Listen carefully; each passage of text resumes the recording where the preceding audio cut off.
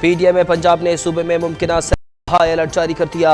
صوبے کے تمام ڈپٹی کمشنرز اور صوبائی محکموں کو الرٹ رہنے کا حکم۔ سیلاب کے پیش نظر تمام محکمے فوری طور پر انتظامات مکمل کرنے کی ہدایت۔ پی ڈی ایم الرٹ کے مطابق 10 جولائی تک دریائے جہلم، ستلج، راوی اور چناب میں انتہائی اونچے درجے کے سیلاب کا خدشہ۔ بھارت کی جانب سے راوی اور ستلج میں پانی چھوڑے جانے کا اندیشہ۔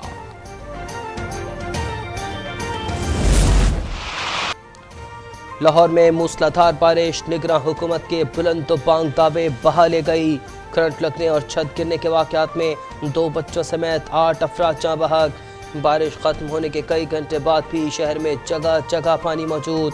سڑکوں اور گلیوں میں تالاب کے مناظر۔ انتظامی پھرتیوں کے باوجود شہر کا بڑا حصہ بجلی سے محروم۔ بارش کے دوران کہیں کشتیاں چلتی رہیں تو کہیں مچھلیاں تیرتی رہیں۔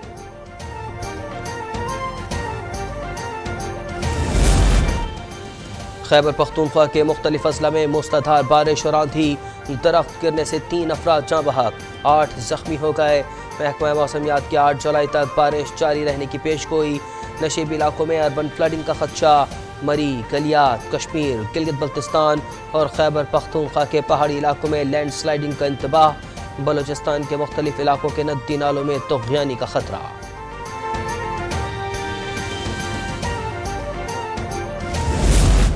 سویڈن میں قرآن پاک کی بے حرمتی پر پاکستان کا شدید احتجاج۔ سویڈن کے ناظم الامور کی دفتر خارجہ طلبی۔ ایسے واقعات دنیا بھر کے مسلمانوں کی دل آزاری کا باعث ہیں۔ آزادی اظہار رائے کی آڑ میں توہین آمیز واقعات کسی طرح قبول نہیں۔ قائم مقام سیکریٹری خارجہ نے خبردار کر دیا، واقعے کے خلاف پارلیمنٹ کا مشترکہ اجلاس آج ہوگا۔ گھناؤنے فعل پر قومی لائحہ عمل بنایا جائے گا۔ وزیر اعظم کا معیشت کی بحالی اور سرمایہ کاری سے متعلق اقدامات پر اظہار اطمینان۔ معیشت کی بہتری کے لیے آرمی چیف کے کردار کی تعریف۔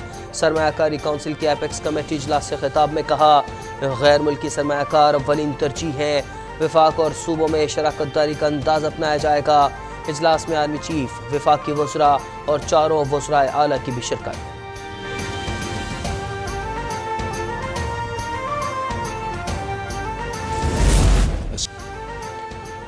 غیر ملکی سرمایہ کاروں کو اب ایک چھت کے نیچے تمام سہولیات میسر آئیں گی۔ برآمدات کو ہنگامی طور پر فروغ دیا جائے گا۔ فصلوں کی پیداوار بڑھانے کے لیے ماڈرن فارمز کا منصوبہ ہے۔ وفاقی وزیر احسن اقبال کی سرمایہ کاری کونسل کی ایپیکس کمیٹی اجلاس کے بعد بریفنگ۔ کہا، وزیر اعظم 7 جولائی کو زرعی انفارمیشن مینجمنٹ سسٹم کا افتتاح کریں گے۔ سولر انرجی کے لیے مراعات دی جائیں گی۔ پی ٹی آئی دور میں سی پیک منصوبے میں کرپشن کے بے بنیاد الزامات لگائے گئے۔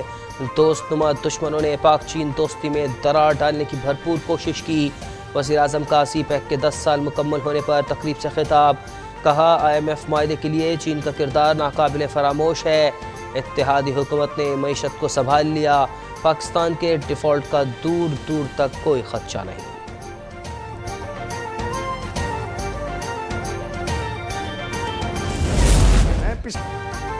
آئی ایم ایف معاہدے سے معاشی استحکام آ رہا ہے۔ اس وقت ڈالر کی قیمت 240 روپے ہونی چاہیے۔ وزیر خزانہ اسحاق ڈار کی پروگرام اب تک ڈاکٹر دانش کے ساتھ گفتگو۔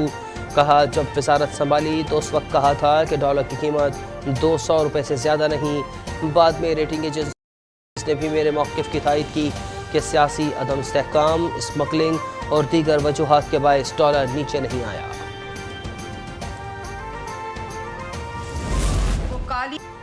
پی ٹی آئی رہنما حامد خان نے جو انکشافات کیے ہیں ان کرداروں کے خلاف کارروائی نہیں بلکہ انہیں عبرت کا نشان بنانا چاہیے۔ وزیر اطلاعات مریم اورنگزیب کا مطالبہ۔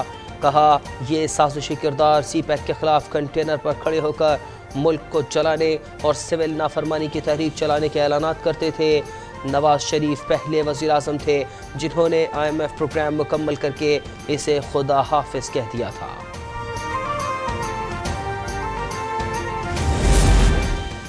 لاہور میں استحکام پاکستان پارٹی کا اجلاس۔ پیٹرن ان چیف جہانگیر ترین اور صدر علیم خان کی شرکت۔ سیاسی لائحہ عمل پر صلاح مشورے۔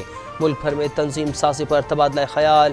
جہانگیر ترین نے کہا، عوامی امنگوں کے عین مطابق پارٹی منشور دیں گے۔ علیم خان نے عوامی مسائل کا حل اولین ترجیح قرار دیا۔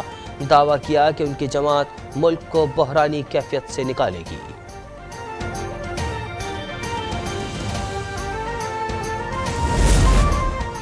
گلگت بلتستان کے وزیر اعلیٰ کا انتخاب روک دیا گیا، سپریم اپیلیٹ کورٹ کا حکم امتناع جاری۔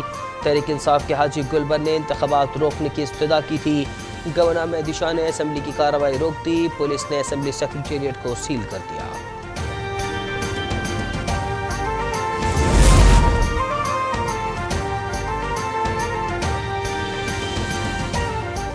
گلگت بلتستان کے وزیر اعلیٰ کا انتخاب روک دیا گیا، کراچی والوں کے لیے بجلی کے نرخوں میں ₹1.44 کا اضافہ۔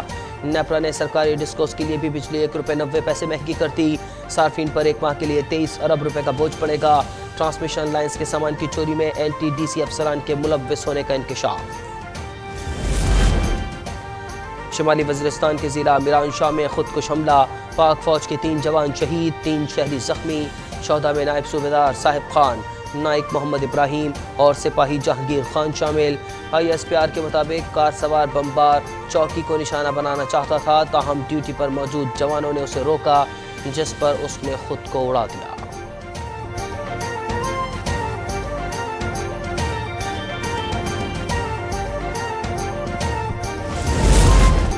اور ذکا اشرف PCB مینجمنٹ کمیٹی کے چیئرمین مقرر، حکومت نے پاکستان کرکٹ بورڈ کی نئی مینجمنٹ کمیٹی تشکیل دے دی۔ PCB کے chief election commissioner Ahmad Shahzad Farooq عہدے سے فارغ، ان کی جگہ محمود اقبال خاکوانی کو PCB کا نیا چیف الیکشن کمشنر بنا دیا گیا۔